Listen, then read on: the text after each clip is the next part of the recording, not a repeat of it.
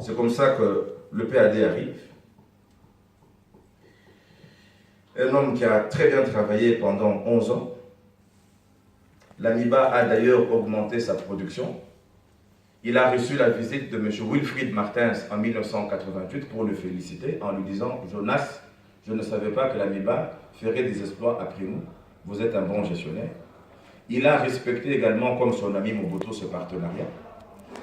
Le directeur général Soumukam n'était que blanc. L'assistant technique était blanc. Et lui ne s'occupait que de bloquer l'ingérence négative du gouvernement.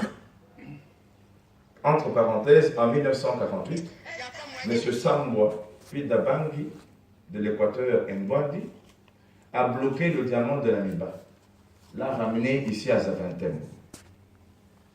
Mukambeta en Australie dans une conférence, son DGA, M. Mabele, l'a appelé. Mukamba était furieux. Furieux. Il a pris son avion, il est venu ici, il a appelé ses amis de la CIBECA et il y a eu un affrontement entre Mukamba et le premier commissaire d'État. Pour terminer, les Belges qui étaient pro-Mukamba ont fait semblant de dire alors repartez avec vos diamants, mais en les mettant dans l'avion de Mukamba. Quand ils arrivent à Kinshasa, Sambwa, qui est le premier commissaire d'État, va l'accuser chez Mobutu. Et accuse, ils sont convoqués.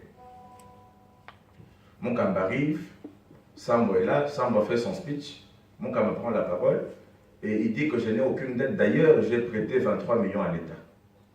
Vous vous souviendrez que Sambwa, après cette conférence avec Mobutu Mukamba, a été démis de ses fonctions et remplacé immédiatement en 1988 par M. Kengo. C'est pour vous faire comprendre combien est-ce que Mukamba était sérieux envers ses amis anglais, américains et belges, et combien est-ce que Mobutu, que vous avez beaucoup combattu au nom de l'UDPS, nous sommes tous de l'UDPS, mais combien Mobutu tenait à la prospérité du Kasaï au nom de l'AMIBA. Et vous savez que ce sont les Américains et les Belges qui ont placé Mobutu au pouvoir, c'était une façon de les récompenser. Je vais terminer, je suis à la dernière page. Ouais. Parce qu'on est au-delà du temps. En 1997, les premiers vrais problèmes de l'AMIBA commencent avec l'arrivée de l'AFDEL. M. Laurent Désiré Kabila impose à l'AMIBA un effort de guerre. L'outil de production de l'AMIBA est tourné 24 heures sur 24. Un matin, on se réveille, tout était foutu parce que rien n'était renouvelé et on ne pensait pas à l'amortissement prévu par l'AMIBA. Ça, ce sont les premiers problèmes de l'AMIBA. Je vais aller plus vite. En 2005, il y a le fameux contrat Emaxon avec M. Dan Gettler, l'ami du président Joseph, qui a donné 14 millions à l'AMIBA.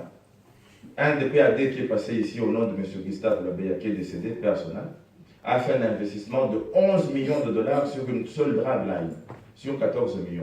Résultat, la drague consommait beaucoup plus de courant que l'AMIBA n'avait des capacités de produire, et c'était déjà un premier problème. Deuxième problème, il y a eu un